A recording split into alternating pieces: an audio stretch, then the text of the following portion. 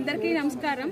రేపు మా పార్టీ అధినేత అయినటువంటి జగన్మోహన్ రెడ్డి గారికి జన్మదిన శుభాకాంక్షలు తెలియజేస్తూ, అలాగే పార్టీ కార్యకర్తలు అందరూ కూడా ఈరోజు ఘనంగా జరుపుకుంటున్నాం జగనన్న బర్త్డేని. మరి అభివృద్ధి అంటేనే జగన్మోహన్ రెడ్డి గారు, ఆయన రావాలి, మళ్ళీ ఆంధ్ర రాష్ట్రం కూడా మళ్ళీ అభివృద్ధి పదంలో నడవాలి అంటే ఆయన ఉంటేనే అది జరుగుతుంది.